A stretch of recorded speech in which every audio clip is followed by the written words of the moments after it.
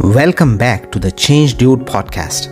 I am your host Saeed Rafe, and today we are delving into two transformative testing methodologies: test-driven development or TDD and behavior-driven development or BDD. Both are powerful frameworks that have changed how we as developers approach problem solving, quality assurance, and collaboration.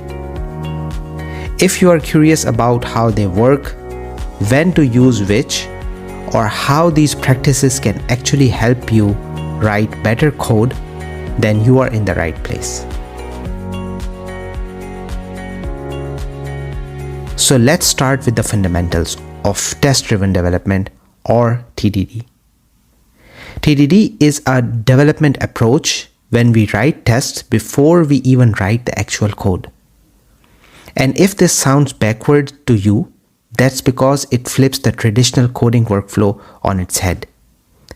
Instead of code first, test later, TDD says test first, code later. For example, let's say you are developing a calculator function for an app. Instead of coding it first in TDD, you would write a test case for a specific function, like adding two numbers, and you would run this test, which will obviously fail since the code doesn't exist yet. Then you would write just enough code to pass this test. Rinse and repeat.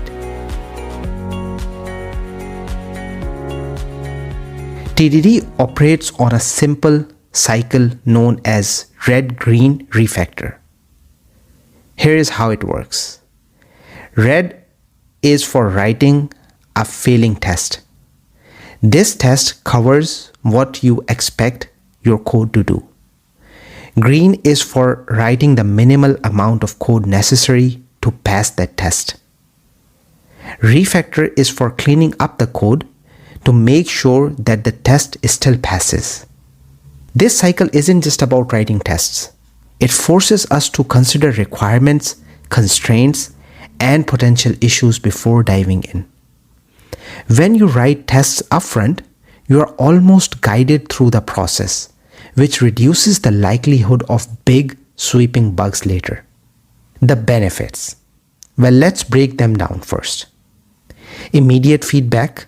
If you write a piece of code and it breaks, you know right away. Second, modularity. Your code becomes smaller and more manageable, making future changes less of a nightmare. And third, documentation. Tests serves as documentation, allowing other developers to see what your code is supposed to do. Now, of course, TDD has its challenges. Let's talk about them because I think it's essential to have a balanced view. For starters, TDD can feel slow initially, especially for beginners. Writing tests before any code might feel like you are doubling your work. But consider it an upfront investment. You are spending a bit more time on design and quality now to save a lot of debugging time later. There is also a learning curve here. TDD doesn't fit into every development workflow right out of the gate. And depending on your team or the project, it might require some adaptation. And of course, TDD may not be the most practical for certain types of projects like rapid prototypes. So now that we have covered TDD, let's dive into behavior-driven development or BDD.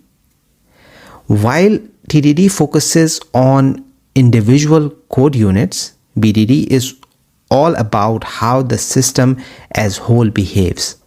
It's like taking a step back and asking, what does this piece of software need to achieve?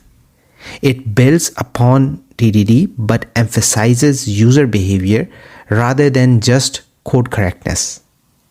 For example, imagine you are building an e-commerce site. Instead of thinking in code, you are thinking in terms of user interactions. You would start by writing a test that verifies a user can add an item to their cart or check out successfully. BDD uses a simple format to describe tests, known as Gherkin syntax, which is really intuitive and readable by all team members. It uses plain English statements like given, when, and then. For example, given the user is logged in, when they click add to cart, then the item should appear in their cart. This makes it accessible and helps bring together developers, QA engineers, and non-technical stakeholders. With BDD, your tests are more aligned with business requirements. You get better collaboration across teams since everyone understands what is being tested. Plus, you are often looking at the software from the user's perspective, which is invaluable when it comes to delivering a product that actually meets their needs. Alright, so you may be wondering, when should I use TDD versus BDD? Here is the general rule of thumb. Use test-driven development when you are working on low-level functions or want to ensure precise technical code coverage. It's ideal for developers who want that immediate feedback and granular control. Use behavior-driven development when you are looking at the product holistically and need to ensure it meets business and user expectations. BDD shines in scenarios where team collaboration and stakeholder alignment are key. Both test-driven development and behavior-driven development have their place in the development process. In fact, they can be used together, where test-driven development covers the nitty-gritty of the code, behavior-driven development verifies user experience and broader functionality. Now let's talk about tools. When it comes to test-driven development, frameworks like JUnit for Java, PyTest for Python, and Jest for JavaScript are popular choices. For behavior-driven development, tools like Cucumber, SpecFlow, and JBehave help you write behavior-driven tests in that given, when, then format we discussed. For those who are new, I recommend starting with test-driven development for a small project. Just write a few simple tests and get a feel for it. Once you are comfortable, try integrating behavior-driven development on a larger feature or even a mock project where you can simulate team collaboration.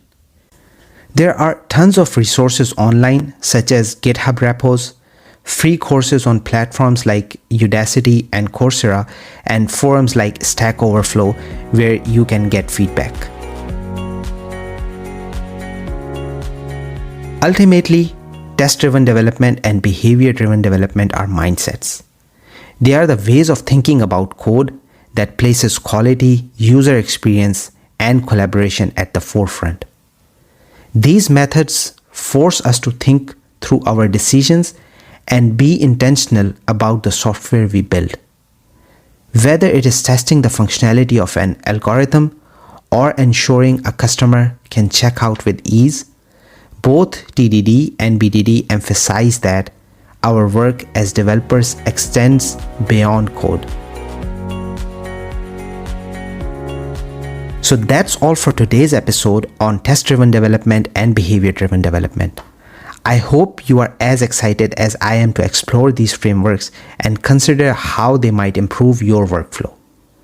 Both approaches remind us that quality is never an afterthought, and the extra time we invest in testing will pay dividends down the road. Next week, we are going to switch gears and dive into Git and version control. I'll break down the basics of Git, why version control is essential, and how it is an absolute game changer in collaborative coding. Until then, keep testing, keep learning, and I'll see you in the next episode. This is your host, Saeed Rafe, signing off.